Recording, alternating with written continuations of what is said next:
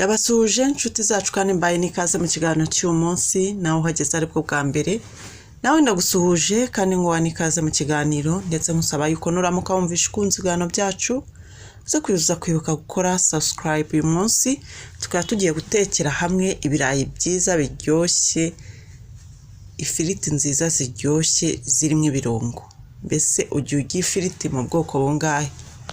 Uyu munsi rero tugiye kwigira hamwe uburyo ki twateka ifiriti nziza iryoshye irimo ikirungo isa neza iryoheye ijisho. Ntukajye wemera kumenya guteka uburyo bumwe gusa bw'ifiriti kwa kundi uyinyuza mu mavuta bikarangira hoya. Hari n'ubundi buryo rero wakoresha kandi ugahindura inteko yawe n'ababiriye bakaryoherwa bakanyurwa. Hano rero twe turimo duhata ibirayi, hano twe tutangiye gukata kugenda tuzikatamo ifiriti nyine. Biba byiza iyo ukase ifiriti ifite peseri nini, niyo mpamvu hano twakoresheje ifiriti ifite peseri nini.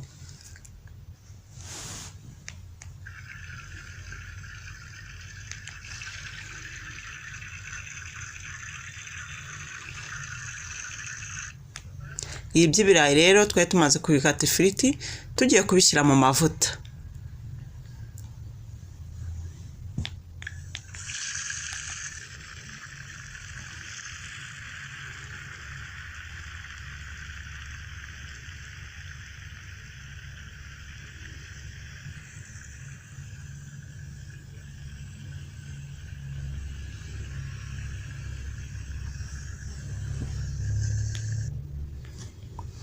Aha rero twese dukomeza noneho mu gihe ibirayi ifiriti twamaze kuzishyira mu mavuta tuhita dutangira gukata ibirungo tuza kuza gushyira muri za firiti nizimara gushya. Uyu munsi tugiye kubereka ubundi bwoko bushya watekamo ifiriti atari ukunyuza mu mavuta gusa, atari kwa kundi uzijya ugakatiraho igitunguru hoya.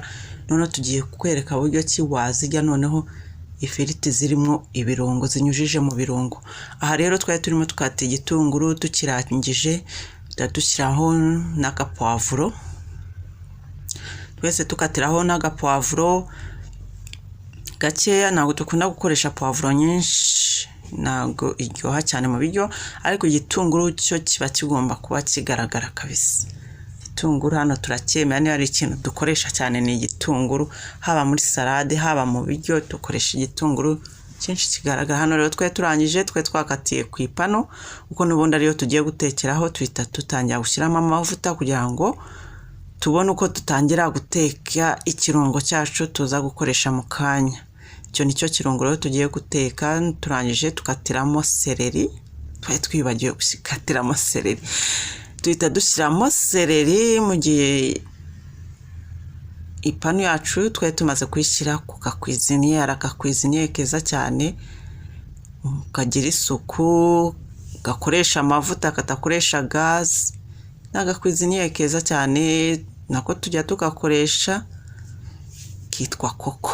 Niko rero twari dutekeyeho. Turangije tuhita dutangira ukatiramo mu gihe utarabirandurana rimwe, uhita ukatiramo n'inyanya kugira ngo bize guhira rimwe bimeze neza.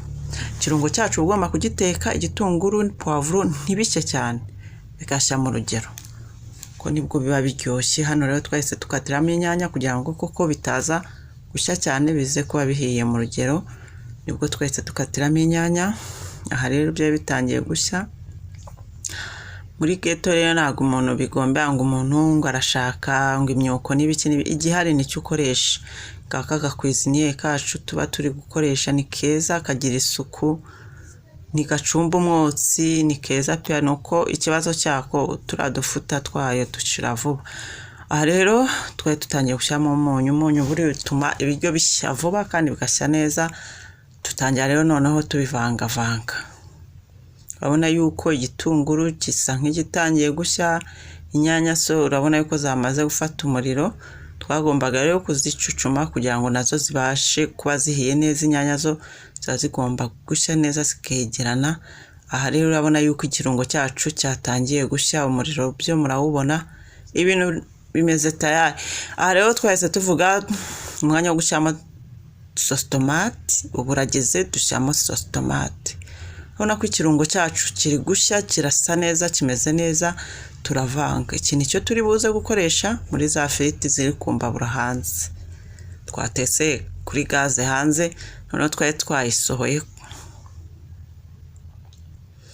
Urabona yuko ikirungo cyacu kirahiye, kirasa neza. Mwakibonye ikirungo ukuntu gisa, poivro, seleri, igitunguru, kimeze neza cyane. Niyo ushatse nyine ushyiramo tungurusumu ariko ugashyiramo gakeya. Ifiriti zacu rero, ifiriti zacu zaje gushya zihiye rero, biba ngombwa yuko tugomba kuzarura.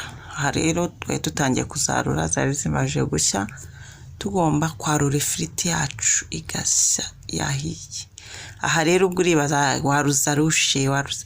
Icy'ingenzi ni uko ibyo waruza nyine warura, ibyo warura bikarurika.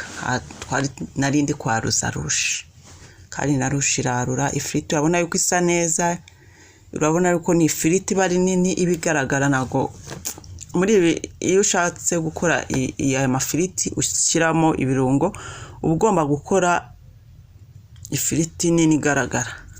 Urabona yuko ifiriti yacu yari ihiye, iri fresh, inkweto zidasa. Ariko iyo umuntu ari mu rugo rwose yikorera ibintu yishakire, inkweto ukuntu zibe nizisa, urwo ubonye hafi nirwo wiyambarira, ntago ugiye ku muhanda ngo baraguseka. Ubwo twamaze guteka rero, ifiriti yacu yari imaze gushya ngiyo. Nta munyu turi bushyiremo kuko umunyu twawushyize mu birungo niho uri. Ubwo rero twari tugiye gufata ya firiti yacu tukayishyira muri bya birungo. Aha rero twatangiye rero dushyira muri bya birungo, tutangira tuyivanga na bya birungo kugira ngo ifiriti yacu igende ise neza. Mwayibonye ibirungo hano rero biba bitarafata, uba washyizemo akariro gake, noneho ukagenda noneho uvanga na bya birungo kugira ngo ifiriti yacu ifate ibara, ifate irangi. Aha rero twari turimo tuvanga neza kugira ngo murabona yuko yatangiye guhindura ibara, yatangiye gusa neza, cya kirungo cyatangiye gufatana n'ifiriti.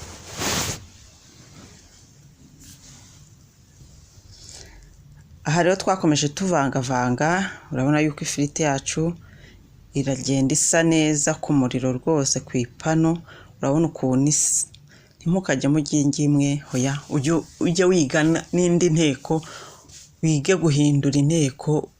Urabona yuko bisa neza pe, birasa neza, biraryoshye, birahumura. Noneho ukuntu bihumura, ifiriti ugomba kuba wayitetse yahiye, yumutse neza.